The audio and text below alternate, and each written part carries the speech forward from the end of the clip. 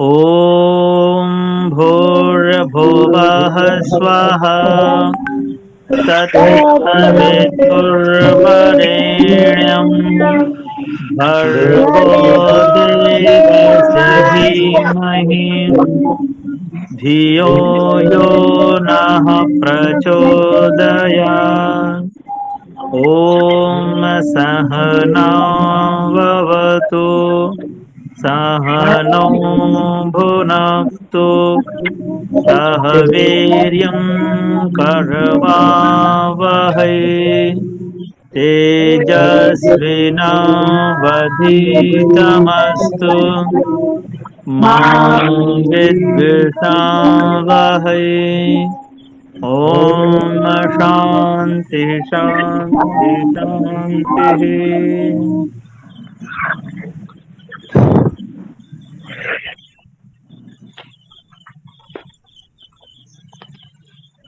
सांख्य दर्शन पहला अध्याय पहला सूत्र हो गया था। भूमिका के रूप में कल जो बताया था उसमें इसके भूमिका में तो खास कुछ ये नहीं है।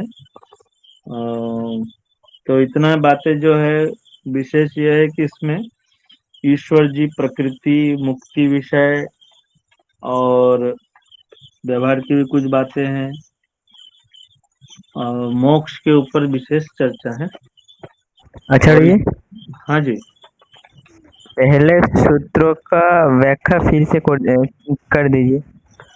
हाँ ये पहला जो सूत्र हुआ था उसको कर देंगे। पूरा वही आवृत्ति कर रहा हूँ, जो जो कल हुआ उसका हाईलाइट हो रहा है। और इसमें जो है ये सैद्धांतिक विषय को लेकर के इसमें ज्यादा चर्चा है और योग जो है वो प्रैक्टिकली व्यवहारिक चर्चा उसमें है। इसमें दोनों समान शास्त्र माना जाता है। तो एक में जो है थ्योरेटिकल है, एक में प्रैक्टिकली है।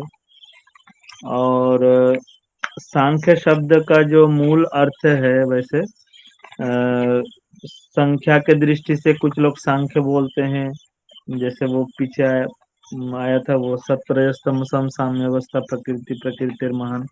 तो लास्ट में आया पंचविंशति रीति पुरुष इति पंचविंशति गुण। तो पंचविंशति ये संख्या के दृष्टि से भी सांख्य कहते हैं। तो वैसे मुख्य अर्थ जो है वो ये है कि जिसमें संख्या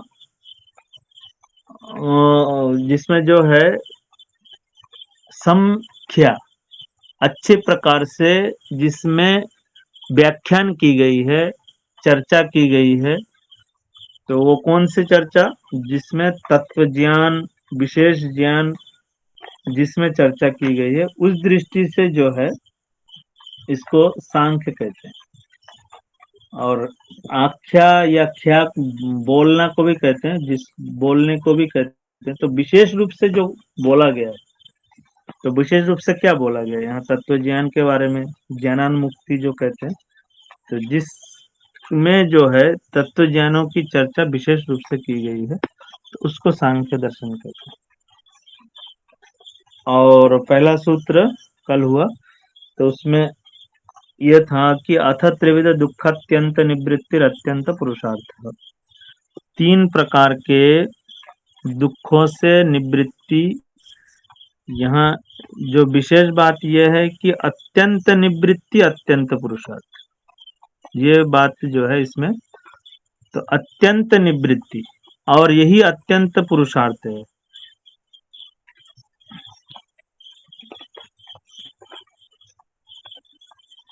तो जो सूत्र में जो कहा है अत्यंत, अत्यंत शब्द दो बार आया है।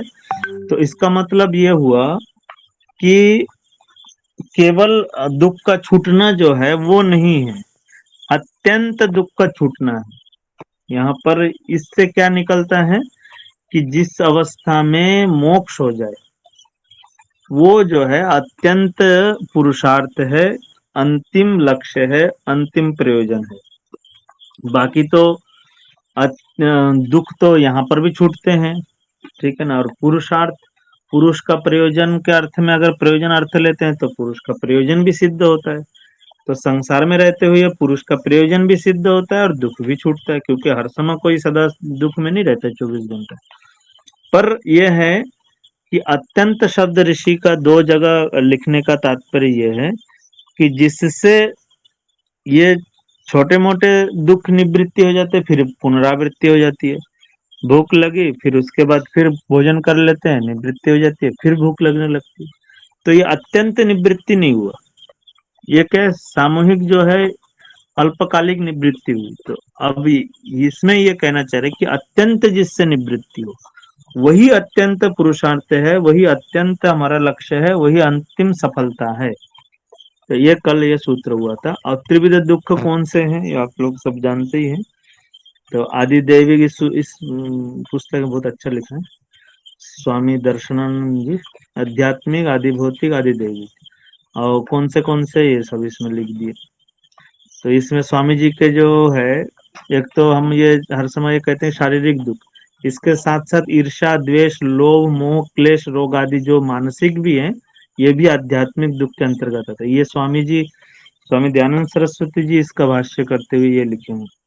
ये जो अलग से ईर्ष्या, द्वेष हर जगह ये मिलते हैं, शारीरिक पीड़ा जो है वो आध्यात्मिक, पर इसके साथ राग द्वेष वाला जो ये है, ये स्वामी जी अर्थ किए हैं, स्वामी दयानंद सरस्वती। तो इन्होंने वहीं से उठाया है। आध्यात्मिक दुख मतलब क्या होता है? शरीर के अंदर होने वाला दुख, जो अपने अंदर हो रहा है, ठीक है ना। मतलब शारीरिक भी हो सकता हाँ, है, शारीरिक मानसिक भी, भी हो सकता जो बुखार उखार जो भी हो रहा है, ये सब आध्यात्मिक में आएगा। है। मतलब मैंने उदयवीर जी के पुस्तक पर पढ़ा था कि अपने कारणों से जो दुख उत्पन्न हो रहा हो, ऐसा कुछ। हाँ, चाहे अपने कारणों से केवल लेंगे ना, तो वो मतलब आप, हाँ, वो अपने भी ठीक है, अपने कारण से तो हो रहा है, पर यह है कि उसमें अगर तार जोड़े तो कई बार भौतिक दुख भी अपने कारण से ही तो होता है, और दैविक भी अपने हम लोग जो है बिगाड़ किए बोल के भी तो भौतिक ये होता है। तो वो ठीक है, अपने कारण से ही होता है, अपने मूर्खता के कारण से या अपने अंदर जो कमी है उसके कारण से, जैसे बुखार आ गया, ठीक है ना, पैर कट गया, या फिर राग द्वेष ईर्ष्या आदि कर रहे हैं, तो अपना ही मुख्य तो है। तो कहने का अर्थ है ये सब इस तरह के जो शारीरिक और मानसिक जो भी हो रहा है, इसको आध्यात्मिक लिंग। वैसे अध्यात्म का अर्थ क्या पता है? अध्यात्म का अर्थ वैसे शरीर शारीरिक जो भी बातें हैं उसे ही आध्यात्मिक कहते हैं।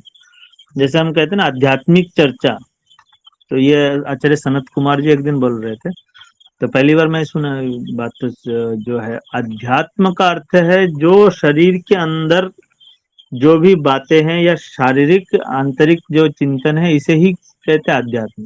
आध्यात्मिक चर्चा कहने से ईश्वर विषय नहीं आता है। यहाँ अध्यात्म जो है वो शारीरिक तक, शरीर तक सीमित रहता है, उसे ही अध्यात्म कहते हैं। मतलब आध्यात्म शब्द को हम तोड़ेंगे तो अधिआत्म, ऐसा बस कुछ। यहीं तक सीमित है, आत्मा तक, आत्मा आत्मा। शरीर तक सीमित है, ईश्वर तक नहीं। अध्यात्म शब्द जो है ईश्वर तक नहीं अर्थ होता है, ठीक है ना। तो ताटस्थ कथन के हिसाब से अध्यात्म कहने से ईश्वर भी ले लेते हैं। तो हो गया अध्यात्म, हो गया आध्यात्मिक दुख। और आदि दैविक, आदि भौतिक और आदि दैविक। तो भौतिक अर्थात जो भूतों से होगा, ठीक है ना। तो इसमें जो भी प्राणी और इस तरह से जो यहाँ पर लिखा है, ये तो क्या दैविक, भौतिक जो है अन्य प्राणियों के संसर्ग से होता है जो, ठीक है ना। उसमें मनुष्य आदि भी आ सकते हैं, सर्प प्राणी अन्य। और दैवीय घटना हम बोलते हैं ना, ये दैवीय घटना है। तो जो एकदम अचानक सा जो इस तरह से होगा, भूकंप, बाढ़, भूकंप, ये सब जो है, ये इसमें इसके अंदर, ये तो जानते ही हैं। तो ये तीन प्रकार के दुख, तो निरंतर जो है हम तीन प्रकार के, ऐसे तो ये कहने से जो है ये समझ में नहीं आ रहा है कि ये दुख से छूटना है। जब हम देखेंगे इसको विश्लेषण करके कि हम सब समय जो है निरंतर इन दुखों से ही फंसे हुए हैं। और ये दुख कब दिखेगा, कल ये बता रहा था मैं, ये दुख जो है ऐसे जिनका आंख नहीं हो तो उनको क्या दिखता है? कुछ नहीं दिखता है। जिनका आंख ठीक है थोड़ा, उनको थोड़ा दिखेगा। जिनका और अच्छा है उनको और अच्छा दिखेगा। जिनका बहुत बढ़िया आंख है वो दूर तक देखता है। तो कहने का अर्थ है जिनका जितना इंद्रियों में सामर्थ्य है वो उतना अच्छा देखेगा, उतना अच्छा व्यवहार करेगा। ऐसे ही दुख देखना भी जो है वो अपने अंदर का सामर्थ्य के ऊपर है। ज्ञान के आधार पे दुख देखना होता है। दुख तो है पर दिख ही नहीं रहा है, तो वो किस लिए? क्योंकि ज्ञानों की तारतम्यता है। छोटा मोटा देख रहे हैं इसका मतलब हमारा हमको अभी थोड़ा ज्ञान है। जितना अधिक सर्वम दुखम जिस दिन दिखेगा उस दिन ये समझ लीजिए कि आपका ज्ञान परिपक्व हो गया। अभी हम लोग सब कुछ दुख दुख से युक्त है ऐसा नहीं देख रहे हैं। अभी हम कैसा देख रहे हैं? बस दुख है इतना मात्र देख रहे हैं। बीमारी हो गई फिर ठीक हो जाता है, इतना मात्र हम अभी देख रहे हैं। तो अभी दुख जो है पूर्णता नहीं दिख रहा। यदि जिस दिन पूर्णता दिखने लग जाएगा तो उस दिन समझिए कि ज्ञान जो है परिपक्व हो गया। या ये समझ लीजिए ज्ञान परिपक्व हो जाएगा तो दुख दिखने लगेगा। दोनों बातें दोनों ओर से समझ सकते हैं। जिस दिन ज्ञानों की परिपक्वता हो जाएगी उस दिन दुख दिखने लग जाएगा। जिस दिन दुख दिखने लग गया पूर्ण रूप से उस दिन आपके ज्ञान परिपक्व हो गया। तो अभी दुख तो है पर अभी कैसा मान रहे हैं? ठीक है, थोड़ा बहुत तो संसार में रहने के लिए सहन करना पड़ता है, दुख झेलना पड़ता है, ऐसा मानते हैं ना।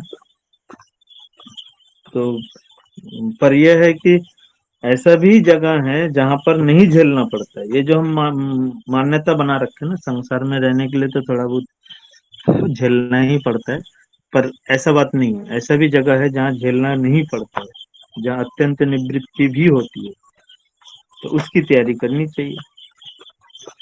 चलिए अब आगे चलते हैं। तो ये कल जो है यहाँ तक हुआ था।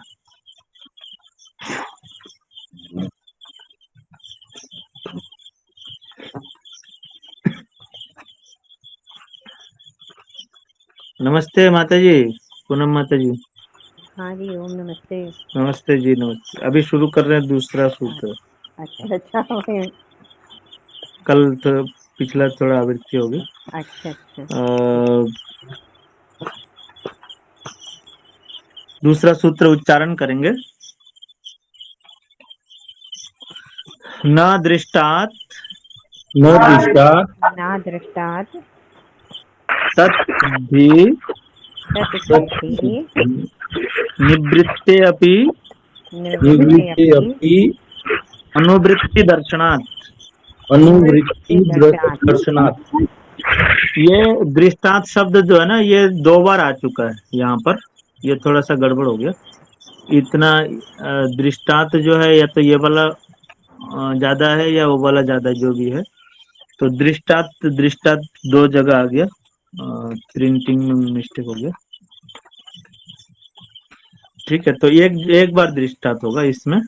न दृष्टांत तत्, फिर तत् भी नहीं है, इसमें थोड़ा मिस्टेक हुआ है। तो इसका जो मूल सूत्र है वैसे आप लोगों के पास है ही, तो उसमें देख सकते हैं। तो न दृष्टा तत्सिद्धि निवृत्ते अपि अनुवृत्ति दर्शनात्। न दृष्टा तत्सिद्धि, तो यहाँ जो पीछे कहा था अत्यंत निवृत्ति, ठीक है ना। तो यहाँ पर कह रहे हैं न दृष्टा तत्सिद्धि, किसकी सिद्धि? अत्यंत निवृत्ति जो कहा था, ठीक है ना। या फिर ये कह लीजिए कि जो अंतिम सफलता है, ठीक है, अंतिम सफलता की सिद्धि नहीं होगी, ठीक है, दोनों अर्थ भी कर सकते हैं। तो फिर बाद में कह रहे हैं कि निवृत्ति अपि अनुवृत्ति दर्शन, निवृत्ति होने पर दुख ही लेना चाहिए वैसे। तो न दृष्टत्व से, दृष्ट साधन से, दृष्ट साधन से उसकी सिद्धि नहीं होगी। उसकी किसकी? जो अत्यंत दुख की निवृत्ति की